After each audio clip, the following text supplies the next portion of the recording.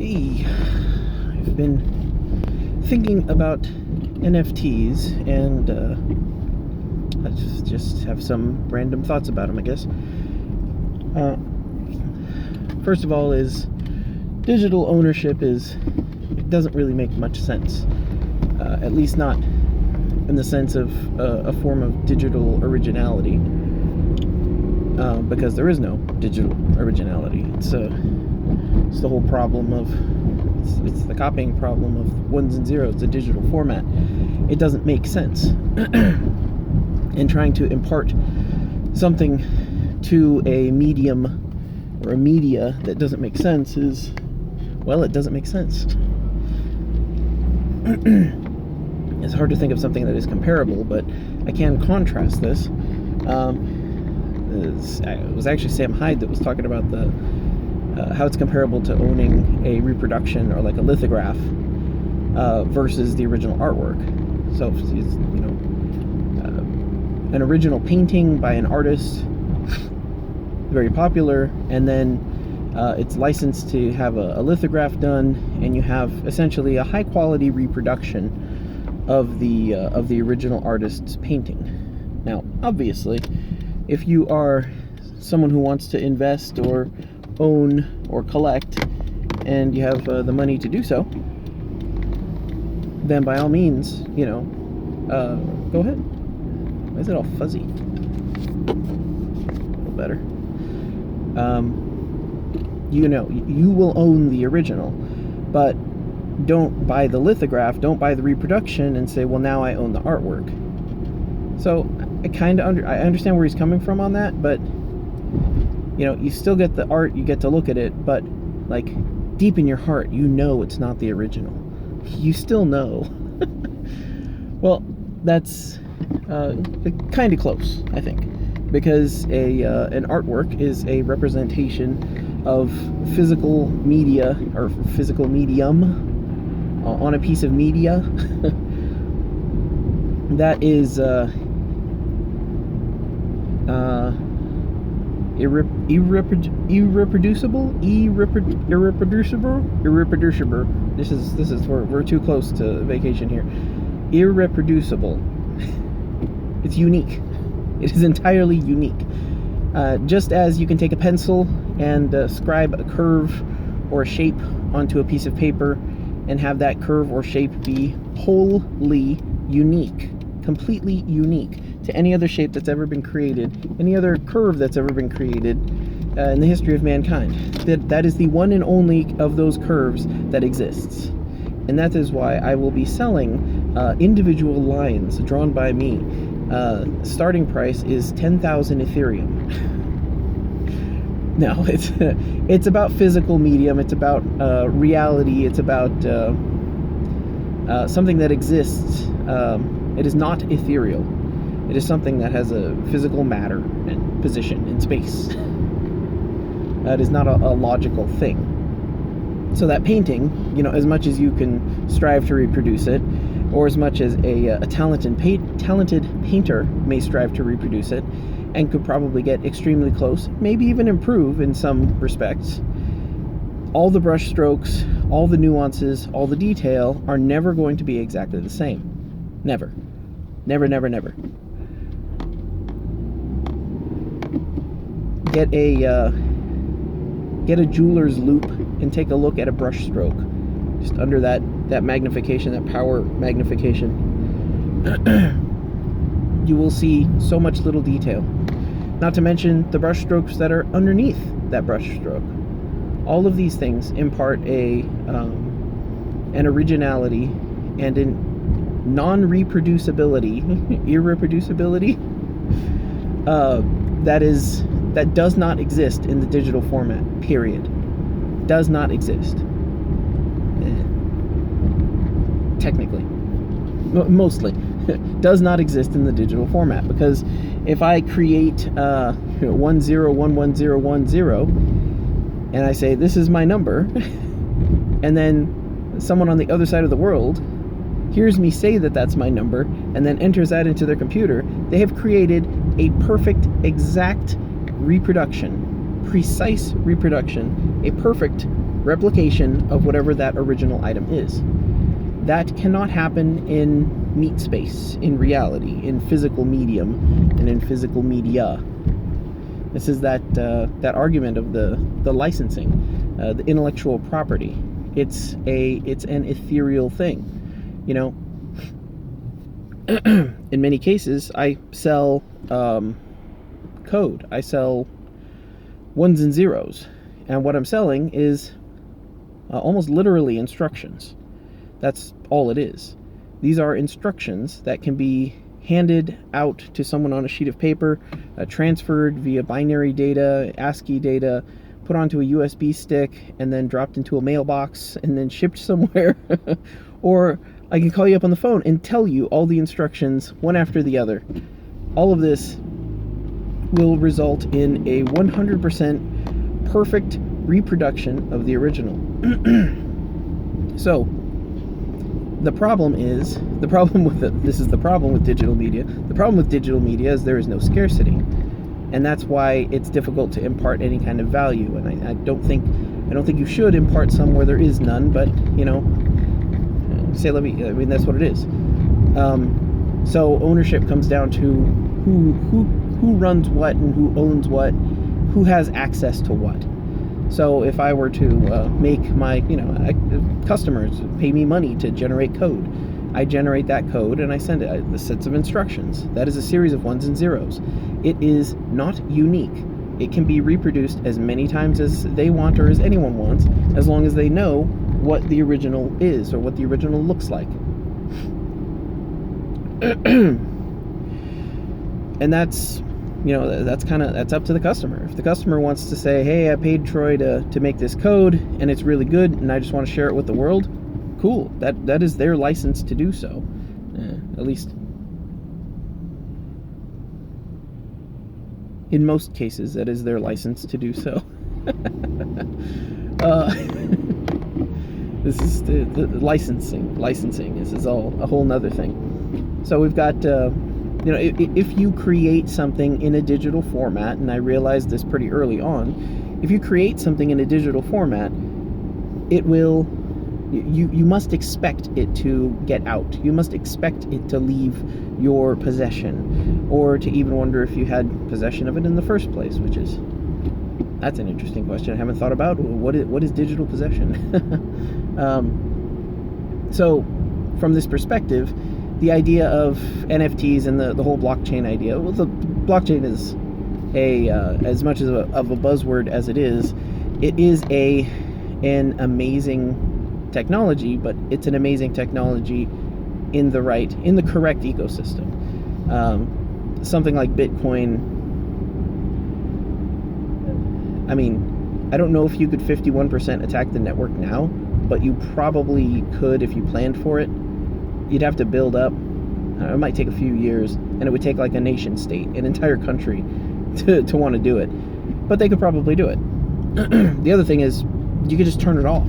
If you've got the Great Wall of China, the Great Digital, the Great Firewall of China, you could just turn it off. Ta-da! Bitcoin defeated. And it's like, it still exists. Yes, and I have $1 million, but it's all on the moon right now. But it's definitely there. I can't get to it, and I can't show it to you, but it's there, trust me. And even if it is there, it's of no use to anyone. So the idea that you create a blockchain, and using that blockchain, you say, all right, here we go. This thing is an approved transaction, essentially. Ownership is transferring from this address to that address. This item, that is, and this is, apparently the NFTs are not even on a blockchain, which makes no sense to me. I don't understand why you wouldn't, that's so obvious that they're hosted somewhere else, independent, and they can be brought down, shut down, because someone finds them offensive. It has a provider, a host. It makes no sense. That's an aside to this whole thing, because the correct way to do NFTs, and this is why I thought all the NFTs were low resolution, is so that you put the entirety of the NFT onto a blockchain, so that it is, immutable, essentially. ideally, immutable. And then you transfer ownership much as you transfer an individual Bitcoin. One Bitcoin might fly from one address to another. Fly for some values of transfer. But that NFT can only have one owner, and it's a solid idea. But it's a digital medium, and you get the what you get is that feeling deep down that you know that you own it, and that other people know that you own it, which makes it kind of a status thing, because it's like, I've got a Lamborghini, and someone walks up and goes, copy paste, and then they have a Lamborghini, and then someone walks up to you and says, copy paste, and then they appear another Lamborghini, and then 10 million other people do it, and then literally everyone is driving Lamborghinis, but you're the one that knows you have the original, and you're the one that is like, everyone's got exactly the exact same car as me, but I know, deep down, I know that mine's the real one. Mine's the original one. It's ridiculous. But I don't care too much about status, so that's kind of, that's a weird thing. It might not apply to me, I don't know.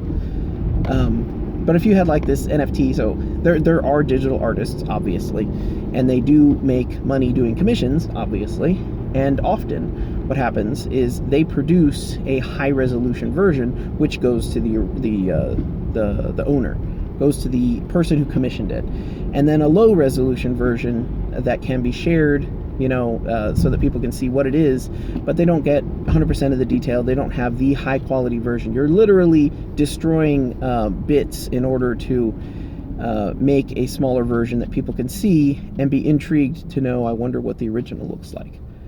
It's like looking at the Mona Lisa through some backwards binoculars. Like, wow, I wonder what the detail in that looks like. It's like whetting the appetite. So, like, it would make sense if you had a high-resolution version that you released. My ownership of this NFT is this high-resolution version that I get to enjoy only, and no one else can. But you can see what it looks like, in a thumbnail. But like, that would be kind of, that seems like that would be a better way of doing it. But all my other problems with the NFTs aside, you're creating this supposed digital ownership. Still, at the end of the day, lots of people are apparently making lots of money on it, or they're making lots of crypto on it. I don't understand. It's like any kind of boom and bust cycle.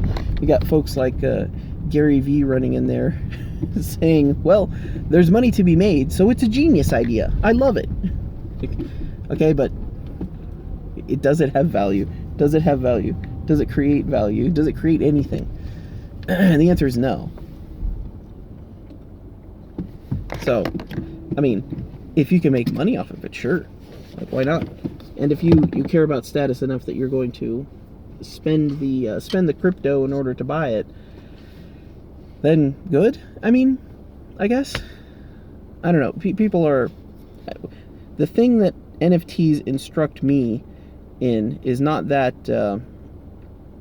crypto is a good way of handling any of this kind of thing, but it's that guys with crypto have too much crypto and want to find the next crypto investment and are willing to spend money on it. So with the expectation that this NFT is going to increase in value, or it's the old saw, it will only increase in value. It could only possibly increase in value. This is like the art fraud writ large, because anyone can create an NFT.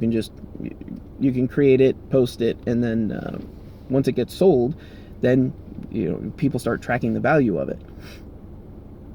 And that's the thing that happens in art as an investment,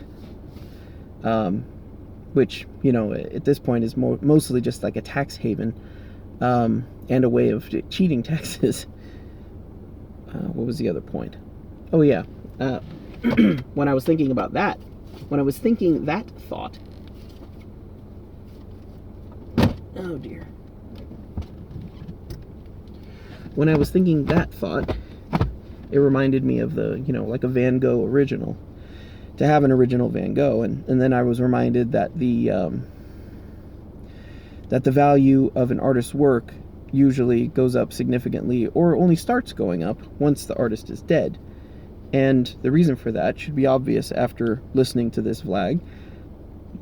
Scarcity. It's the only reason.